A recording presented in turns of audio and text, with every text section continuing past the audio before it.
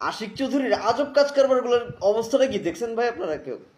মানে উনি কতটা, মানে সাহস থাকলে উনি বাংলাদেশের মতো একটা জায়গায় যেখানে বিগত বছরগুলোতে বিগত মানে সারা জীবন দেখে এসেছি, পারে না তো হাজার হাজার গাড়ির বহন নিয়ে মানুষ চলাফেরা করতো। হ্যাঁ, এরকম একটা পর্যায়ে যারা ছিল তারা, সেখানে একজন মানুষ মানে মানে এর আগেও যারা করতো তারা কিন্তু শো অফ করতো টাইপের, মানে বিচ্ছিন্ন ঘটনা দেখা গিয়েছিল। কিন্তু মানে তার এটা পুরো একদম ন্যাচারাল একটা শুরু করে দিছে যে উনি রেগুলার দেখা যাচ্ছে যে উনি মেট্রো রেলে বাসে টাসে এইভাবে যাতায়াত করছে। হ্যাঁ, এটা তো মানে আশিক ভাইয়ের কাছ থেকে আমরা প্রত্যাশা করি না।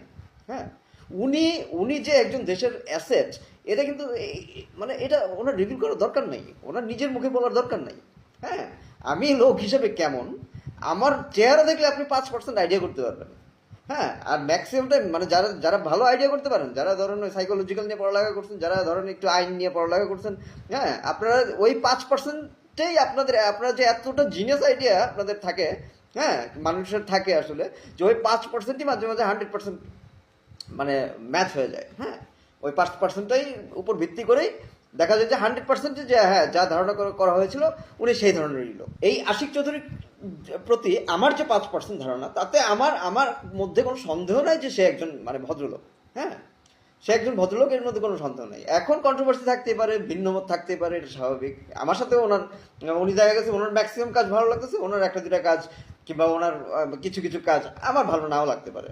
হ্যাঁ, যখন ভালো লাগবে না, তো না লাগারটা আমি আলাদাভাবে করবো। কিন্তু ওনার যে ফোকাস, ওনার যে গোল এখন দেখতে পাচ্ছি একটা বাংলাদেশকে পুরো ঢেলে সাজানোর মতো।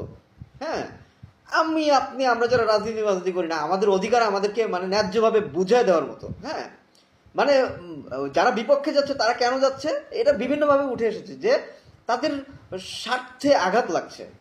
হ্যাঁ, হাতে গোনা ধরেন 1,000 লোক 5,000 লোকের স্বার্থে আঘাত লাগার কারণে, মানে যে জায়গায় মানে পুরো বাংলাদেশের সব লোকের মানে মানে ধরেন অধিকার হনন করে হাতে গোনা মাত্র 500-1,000 লোক, বড়জোর 5,000 লোক, হ্যাঁ, এই খেয়ে ফেলছে সবার টাকাগুলো, বাংলাদেশের সবার টাকাগুলো নিয়ে মানে দিব্যি তারা খেয়ে ফেলছে। এখন তারা খেতে পারবে না, বন্দরের কথা, এখন আশিক সাহেবের তো মেইন কন্ট্রোভার্সি বন্দর নিয়ে। হ্যাঁ, তো বন্দরের এখন তারা খেতে পারবে না, তাদের খাওয়া বন্ধ। ওই খাওয়ার বন্ধ হলে ওই টাকাটা থাকবে আমাদের সরকারের, ওই সরকারের যদি টাকাটা যদি সরকারের থাকে, সরকারের মানে টাকাটা আমার আর আপনার। তো এই টাকাটা মানে ওই 5,000 লোক তো আর পাচ্ছে না। এখন তো তাদের একটু জ্বালা পড়া করবে, স্বাভাবিক। হ্যাঁ, সো তাদের একটু কন্ট্রোভার্সি থাকবে এসব বিষয়ে। সো তাদেরকে আমরা সবাই মিলে, এই সুযোগ ভাই, এই সুযোগে সবাই মিলে একসাথে প্রতিহত করব, উচ্ছেদ করবো ভাই। হ্যাঁ।